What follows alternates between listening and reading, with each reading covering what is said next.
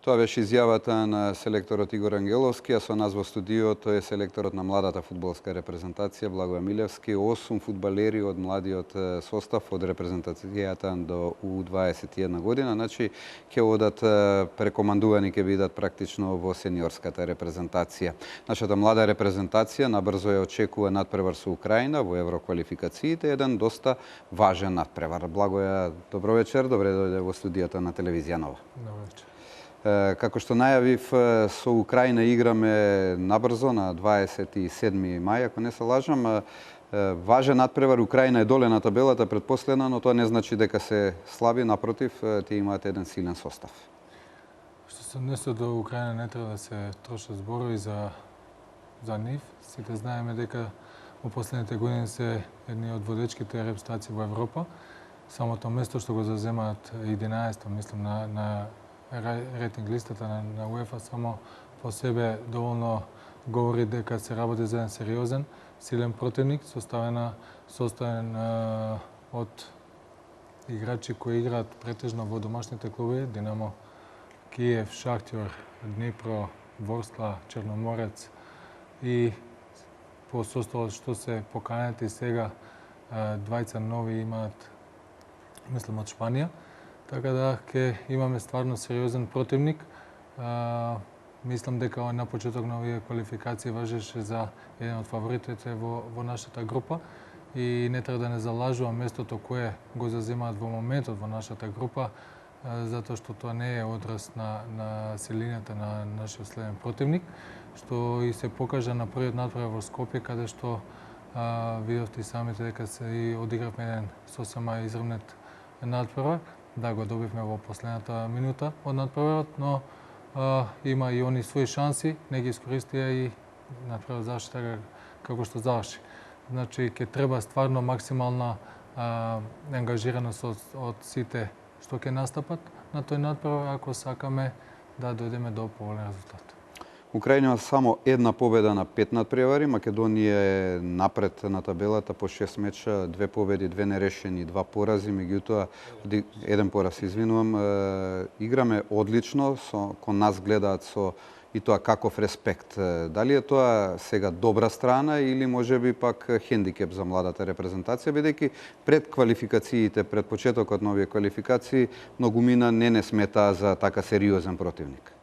На почетокот на овие квалификации нормално беше од нивна страна да не подценат на некој начин, затоа што ги стартувавме од петиот шешер, тоест бевме 42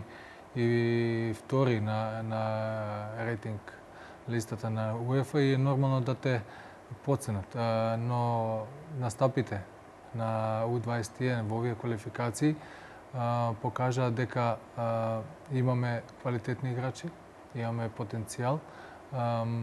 И што е уште поважно, момците тоа го покажуваат од надпревар, покажуваат како треба да се однесува еден репрезентативец на Македонија и каков однос треба да има на теренот кон националниот дрес. Што ќе биде клучно на овој надпревар против Украина, каде гледате нашата шанса за евентуални нови бодови во овие квалификации, кои ни се многу значајни затоа што сме блиску до таа втора позиција која води во баражот?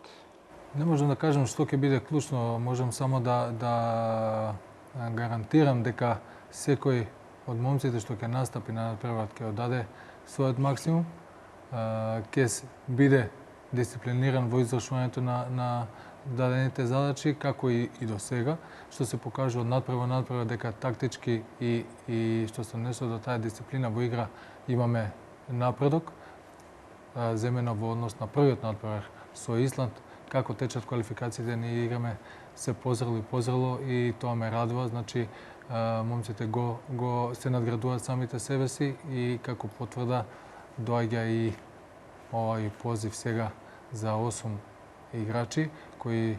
Ви годи ли тоа што 8 играчи од вашиот состав ќе бидат практично прекомандувани во А селекцијата? Значи, не само 8, секоја чест на тие 8 што се повикани, значи го заслужуваат максимално повикот, но и сите останати што не се повикани во моментов подеднакво имаат допринос во резултатите на U21 и било кој да беше повикан и од останатите, не ќе беше незаслужен.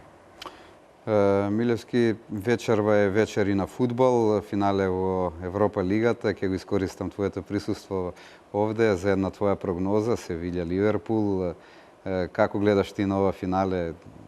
Севиља е навистина во серија на добри резултати во Европа Лигата.